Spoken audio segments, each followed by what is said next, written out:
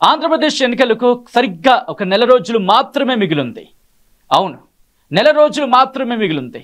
ఈ నేపథ్యంలో కొన్ని సంచలనమైన విషయాలు వెలుగులోకి వస్తున్న పరిస్థితి, ముఖ్యంగా సంచలనమైన వ్యాఖ్యలు చేస్తున్నారు కొంతమంది. ఈ నేపథ్యంలో ఏం జరగబోతోంది ఆంధ్రప్రదేశ్ ఎన్నికలకు సంబంధించి, ఎవరి వ్యూహాలేంటి, ఎవరి ప్రతి వ్యూహాలేంటి, ముఖ్యంగా కొన్ని కమెంట్స్కి సంబంధించి ఏం జరుగుతుంది, పీకే లాంటి వాళ్ళు ఇక్కడ వ్యాఖ్యానిస్తున్న నేపథ్యంలో అక్కడ ఎటువంటి సినారియో ఉంది, అటువంటి సినారియో ఉందా, ఇవన్నీ కూడా మాట్లాడుకునే ప్రయత్నం చేద్దాం. మనతో పాటు ఉన్నారు ప్రముఖ విశ్లేషకులు ప్రొఫెసర్ నాగేశ్వర్ గారు. నమస్తే అండి. నాగేశ్వర్ గారు, నా ఫస్ట్ క్వశ్చన్, పీకే ప్రశాంత్ కిషోర్ కొద్ది రోజుల క్రితం ఆయన ఒక సంచలన వ్యాఖ్యలు చేశారు జగన్మోహన్ రెడ్డిని ఉద్దేశించి. ముఖ్యంగా హీఈస్ ప్రొవైడరే కానీ ఆస్పిరేషన్స్ని ఎక్కడ పట్టించుకోవట్లేదు, రెండూ ఉండాలి, అలా ఉన్నప్పుడు అవుతుందంటూ కూడా ఒక రాజులా బిహేవ్ చేస్తున్నాడు, జగన్ ఓడిపోవడం ఖాయం అంటున్న సందర్భం వచ్చేలా ఆయన వ్యాఖ్యానించిన పరిస్థితి, మీరేమంటారు? ఆయన ఇవాళ కొత్తగా వ్యాఖ్యానించలేదు, అంతకు ముందు కూడా ఆయన ఇదే వ్యాఖ్య చేశాడు.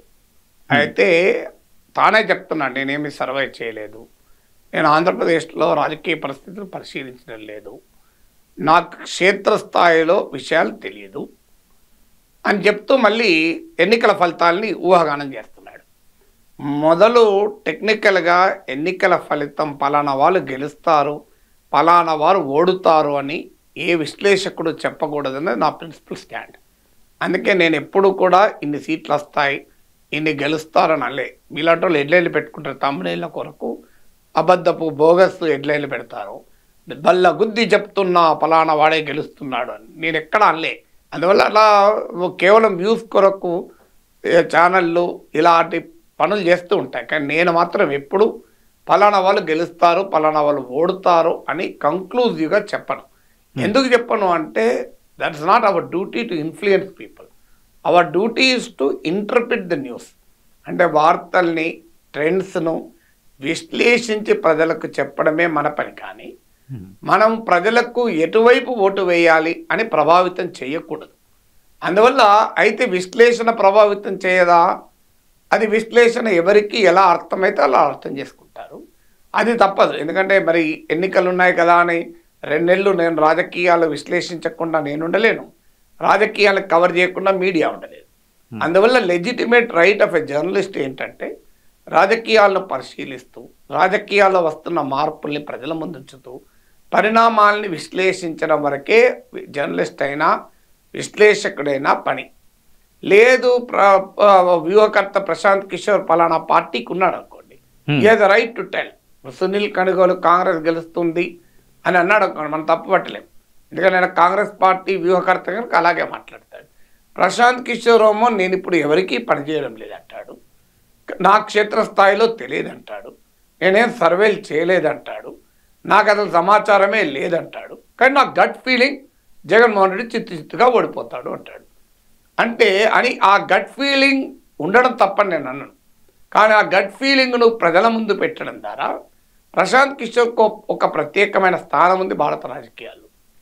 అనేక మంది రాజకీయ నాయకుల్ని ఇంక్లూడింగ్ జగన్మోహన్ రెడ్డిని గెలిపించినటువంటి చరిత్ర ప్రశాంత్ కిషోర్కు. అలాంటి చరిత్ర కలిగి సమాజంలో ఒక ఇన్ఫ్లుయెన్సర్గా, ఒక బలమైన ఇన్ఫ్లుయెన్సర్గా ఉన్న ప్రశాంత్ కిషోర్ ఒక ఎన్నికల ఫలితాన్ని ముందే చెప్పడం ద్వారా స్వింగ్ ఓటును ప్రభావితం చేస్తాడు. దీన్నే బ్యాండ్ వ్యాగన్ ఎఫెక్ట్ అంటారు.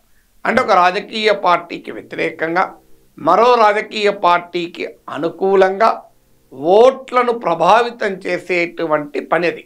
ఆయన మరి ఇంటెన్షనల్గా చేశాడా, ఆయన ఏ కారణంతో చేశాడు నాకు అనవసరం, కానీ అది it is not advisable on part of any viewer, any commentator. So ఇక ఆయన చంద్రబాబు నాయుడు కలిశాడు ఇటీవల. చంద్రబాబు నాయుడు కలిసిన తర్వాత గంటల పాటు మేము రాజకీయాలు చర్చించుకున్నామన్నాడు. చంద్రబాబు నాయుడు కలవక్క ముందు జగన్మోహన్ రెడ్డి చిత్తుగా ఓడిపోతారని ఎక్కడ అనలే. చంద్రబాబు నాయుడు కలిసినప్పటి నుంచి ఇది 2వ సారి అనడం. సో చంద్రబాబు నాయుడు కలవడానికి, చంద్రబాబు నాయుడుని ప్రశాంత్ కిషోర్ కలవడానికి, జగన్మోహన్ రెడ్డి చిత్తుగా ఓడిపోతాడని పదే చెప్పడానికి లింకు ఉందో లేదో నాకు తెలియదు. కానీ అది చూసినప్పుడు అనుమానం అయితే రాకుండా పోదు. చంద్రబాబు నాయుడు కలిశాడు, తర్వాత జగన్ ఓడిపోతాడని పదే చెప్తున్నాడు. అందువల్ల Prashant Kishor credibility seriously stake. ఎందుకంటే ఐపాక్తో సంబంధం లేదంటున్నాడు. ఒకవేళ సంబంధము లేకపోయినా ఐపాక్ డేటా ఆయనకు వెళ్ళడానికి అవకాశం లేదు. కారణం ఐపాక్ జగన్మోహన్ రెడ్డి క్లయింట్ ఐపాక్. మరి ప్రశాంత్ కిషోర్ ఏ బేసిస్ మీద చెప్తున్నాడు? ఇదే ప్రశాంత్ కిషోర్ ఒరిస్సా ఫలితాల గురించి అడిగారు. అడిగితే దానిపైన నాకు తెలియదు, నేను ఒరిస్సాలో ఎవరితో పని చేయలేదు, అందువల్ల నేను చెప్పలేను అని ఆయన చెప్పాడు. ఆంధ్రప్రదేశ్లో నేను జగన్మోహన్ రెడ్డితో పనిచేశాను కనుక నా క్షేత్రస్థాయిలో కొన్ని విషయాలు తెలుసు కనుక చెప్తున్నా అన్నాడు. మీరు తెలంగాణ గురించి కూడా చెప్పాడు. తెలంగాణలో బీజేపీ నెంబర్ 1 ఆర్ నెంబర్ 2 పొజిషన్లో ఉంటుంది అన్నాడు. మరి తెలంగాణలో ప్రశాంత్ కిషోర్ ఎవరితో నన్ను పనిచేశాడా? ఎవరితో చేయలే. అంటే ఎవరితో పనిచేయని తెలంగాణ గురించి చెప్పాడు, కానీ ఎవరితో పని చేయని ఒరిస్సా గురించి చెప్పనన్నాడు. అక్కడ గతంలో ఒకరితో పనిచేశాడు ఆంధ్రప్రదేశ్ నుంచి నాకు తెలుసు అంటున్నాడు. సో ఇది ఇన్కన్సిస్టెన్సీ కాదా? నీకు తెలిస్తే నువ్వు పనిచేసినా చేయకపోయినా ఒక రాజకీయ విశ్లేషకుడు. నేనేం పంజాబ్లో పోయి ఏ వ్యూహకర్తలతో పనిచేయలే, నేను బెంగాల్లో ఉత్తరప్రదేశ్లో నేనేం వెళ్ళి పర్యటించలే. కానీ అక్కడి నుంచి వస్తున్న సమాచార ఇన్పుట్స్ను ఆధారంగా చేసుకుని కొంత మనం విశ్లేషణ చేస్తాం. దట్ డజంట్ మీన్ మన యూపీకి వెళ్ళామని. అది ప్రశాంత్ కిషోర్ ఏమో ఒరిస్సా విషయంలోనేమో ఎస్టిమేషన్ చెప్పాడు, ఎందుకంటే తాను అక్కడికి వెళ్ళలేదంటాడు. ఆంధ్రప్రదేశ్లో తనకు తెలియదు కానీ చెప్తా అంటాడు.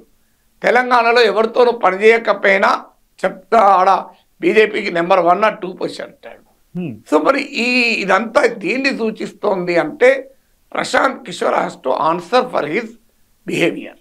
సో అందువల్ల ఆయన ప్రవర్తనకు ఆయనే మొదలు సమాధానం చెప్పాలి.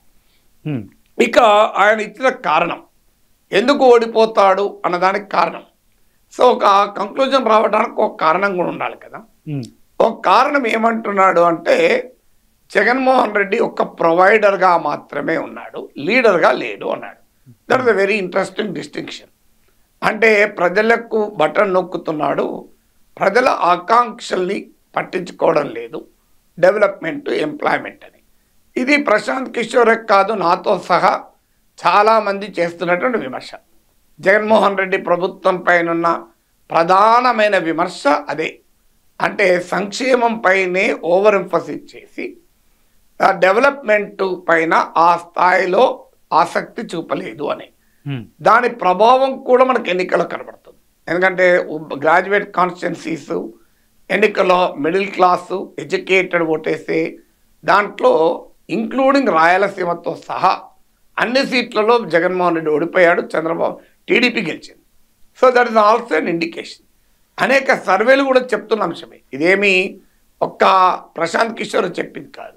కానీ ఆ ఒక్క కారణం రీత్యానే ఓడిపోతాడు అని ఆయన కంక్లూజన్కి వస్తున్నాడు. ఆయన మొత్తం నేను ఇంటర్వ్యూ చూశాను, 56 నిమిషాల ఇంటర్వ్యూ, పీటీఐ ఎడిటర్లకు ఇచ్చిన ఇంటర్వ్యూలో.